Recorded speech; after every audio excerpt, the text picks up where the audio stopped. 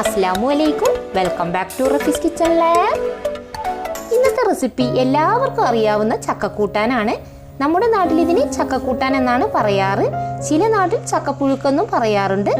അപ്പോൾ ഇപ്രാവശ്യം ചക്ക ഉണ്ടായത് ഏറ്റവും മുകളിലാണ്. അതൊരിക്കലും കയറിപ്പറിക്കാൻ പറ്റാത്തൊരവസ്ഥയിലായിരുന്നു. അപ്പോൾ നമ്മളൊരു തോട്ടി വെച്ചിട്ടാണ് ഇത് എടുത്തത്. ഈ വർഷത്തെ ആദ്യത്തെ ചക്കക്കൂട്ടാനാണ് കേട്ടോ ഇത്. ഈ ചക്കയുടെ പ്രത്യേകത എന്ന് പറഞ്ഞാൽ വലിയ ചുളയും ചെറിയ കുരുവും വീതിയുള്ള ചവിണിയുമാണ് ഇതിനുള്ളത്. ചക്കയുടെ ചുള മാത്രമാണ് ഞാൻ എടുത്തിട്ടുള്ളത്.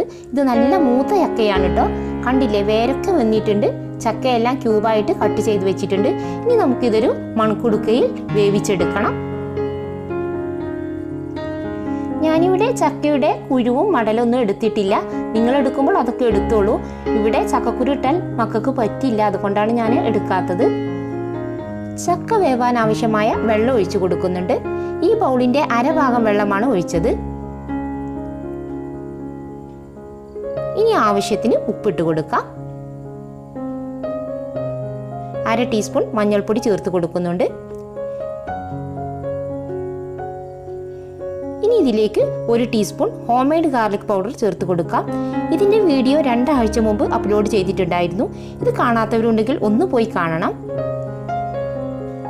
ചക്കക്കൂട്ടാൻ തയ്യാറാക്കുമ്പോൾ എപ്പോഴും വെളുത്തുള്ളിയുടെ ടേസ്റ്റ് അല്പം ഒന്ന് മുന്നിട്ട് നിൽക്കണം. അപ്പോഴേ ചക്കക്കൂട്ടാൻ ടേസ്റ്റ് ഉണ്ടാവുകയുള്ളൂ. ഇനി നമുക്കിത് വേവിച്ചെടുക്കണം. ഇനി ഇതിലേക്കുള്ള അരപ്പ് തയ്യാറാക്കാൻ വേണ്ടി 1/2 കപ്പ് തേങ്ങ ചിരവിയതും 6 പച്ചമുളകും 1 ടീസ്പൂൺ നല്ല ജീരകം 6 വെളുത്തുള്ളി 3 ചുവന്നുള്ളി അല്പം കറിവേപ്പില ആവശ്യത്തിന് ഉപ്പ് ചേർത്ത് നന്നായിട്ടൊന്ന് ക്രഷ് ചെയ്തെടുക്കണം. ഫൈനായിട്ട് അരച്ചെടുക്കേണ്ട ആവശ്യമില്ല. അരച്ചെടുക്കുമ്പോൾ വെള്ളം ഒഴിക്കേണ്ട ആവശ്യമില്ല. ഈ ചക്ക വേവുന്ന സമയം കൊണ്ട് നമുക്കൊരു പഴയ മാപ്പിളപ്പാട്ട് പാടിയാലോ? ഉണ്ടസഖി ഒരു കുലമുന്തിരി വാങ്ങിടുവാനായി 4 കയ്യിൽ ഉണ്ട് പ്രിയേ കൽബിലൊരാശ മുന്തിരി തിന്നിടുവാൻ. അങ്ങാരേ എന്നറിയില്ലേ അങ്ങീ നാട്ടിലെ രാജാവല്ലേ, അങ്ങ് വെറും നാലണയില്ല യാചകനായെന്നോ. ഉണ്ടോ സഖി ഒരു കുലമുന്തിരി വാങ്ങിടുവാനായി 4 കയ്യിൽ ഉണ്ട് പ്രിയേ കൽബിലൊരാശ മുന്തിരി തിന്നിടുവാൻ.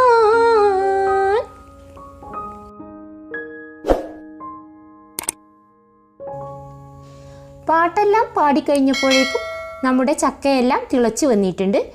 ഇനി ഇത് ലോ ഫ്ലെയിമിൽ 20 മിനിറ്റ് നേരം വേവിച്ചെടുക്കണം. ഓരോ ചക്കയ്ക്കും പല വേവായിരിക്കും. ഈ കാര്യം പ്രത്യേകം ശ്രദ്ധിക്കണം. ഇപ്പോൾ 20 മിനിറ്റ് കഴിഞ്ഞിട്ടുണ്ട്. ഇതിലെ വെള്ളമെല്ലാം വറ്റി വന്നിട്ടുണ്ട്. നമുക്കിതൊന്ന് ഇളക്കി കൊടുക്കണം. ഇനി ഇതിലേക്ക് ക്രഷ് ചെയ്തെടുത്ത തേങ്ങ ഇട്ട് കൊടുക്കാം. നന്നായി അരയേണ്ട ആവശ്യമില്ല. ചക്കക്കൂട്ടാൻ ഇങ്ങനെയാവുമ്പോഴേ ടേസ്റ്റ് ഉണ്ടാവും. നന്നായിട്ടൊന്ന് മിക്സ് ആക്കി എടുത്തതിന് ശേഷം ഒരു 5 മിനിറ്റും കൂടി ലോ ഫ്ലെയിമിൽ വേവിച്ചെടുക്കണം. ഇനി നല്ലപോലെ ചക്കയും തേങ്ങയും എല്ലാം യോജിച്ച് വരട്ടെ.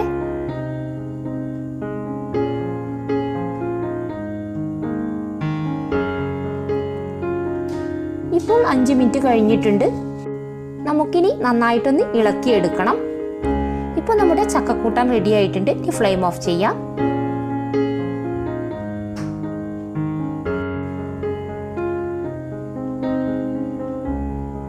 ഇനി ഇതൊന്ന് താളിച്ചെടുക്കാൻ വേണ്ടി ഒരു പാൻ വെച്ച് കൊടുക്കാം. ഇനി ഇതിലേക്ക് 2 ടേബിൾ സ്പൂൺ വെളിച്ചെണ്ണയാണ് ചേർത്ത് കൊടുക്കുന്നത്.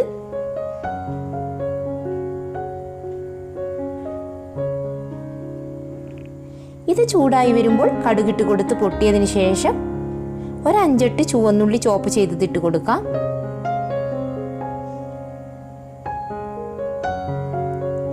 ഇനി നന്നായി ഗോൾഡൻ കളറായി വരട്ടെ.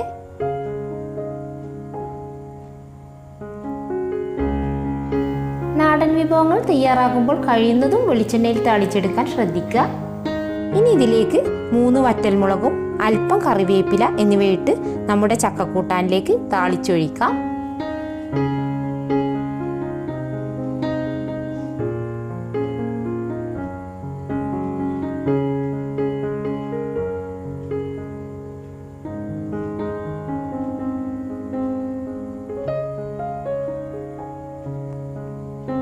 നന്നായിട്ടൊന്ന് മിക്സ് ആക്കി എടുക്കണം.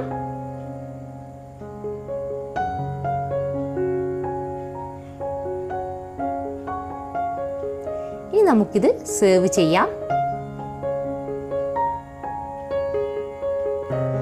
ഞാനിത് സെർവ് ചെയ്യുന്നത് നല്ല അടിപൊളി സൂതമീൻ കറിയുടെ കൂടെയാണ്. നല്ല ഏലക്കായ ഇട്ട ചൂട് കട്ടൻ ചായയുമുണ്ട്. പല ആളുകളും പല രീതിയിലാണ് ചക്കക്കൂട്ടാൻ തയ്യാറാക്കാറ്. ചക്കക്കൂട്ടാൻ ഇഷ്ടമില്ലാത്തവർ പൊതുവെ കുറവായിരിക്കും. പ്രകൃതിയിൽ നിന്ന് കിട്ടുന്ന യാതൊരു വിഷാംശമില്ലാത്തൊരു ഫ്രൂട്ട്സ് ആണല്ലോ ചക്ക. അതുകൊണ്ട് തന്നെ പണ്ടുള്ളവരുടെയൊക്കെ ആരോഗ്യരഹസ്യം തന്നെ ഈ ചക്ക വിഭവങ്ങളാണ്. നമ്മുടെ പറമ്പിലൊക്കെ ചക്ക ഉണ്ടായാലും ഇന്നിത് വേണ്ടാത്ത അവസ്ഥയാണ്. കാരണം ഇത് കട്ട് ചെയ്യുന്ന ബുദ്ധിമുട്ടൊക്കെ വിചാരിച്ചിട്ടായിരിക്കും നമുക്കിത് തയ്യാറാക്കാൻ മടി. അപ്പോൾ ഇതുവരെ ചക്കക്കൂട്ടാൻ തയ്യാറാക്കി നോക്കാത്തവരുണ്ടെങ്കിൽ ഇതുപോലെ ഒന്ന് ട്രൈ ചെയ്ത് നോക്കണം. അപ്പോൾ ഇന്നത്തെ വീഡിയോ ഇഷ്ടമായെന്ന് വിചാരിക്കുന്നു. ഇഷ്ടമായെങ്കിൽ നിങ്ങൾ ലൈക്ക് ചെയ്യാൻ മറക്കരുതേ. അതുപോലെ തന്നെ ചാനൽ സബ്സ്ക്രൈബ് ചെയ്യാത്തവരുണ്ടെങ്കിൽ ഒന്ന് സബ്സ്ക്രൈബ് ചെയ്യണേ. ഇൻഷാ അല്ലാഹ് അടുത്തൊരു വീഡിയോയിൽ നല്ല റെസിപ്പിയുമായി ഞാൻ വരാം. അസ്സലാമു അലൈക്കും.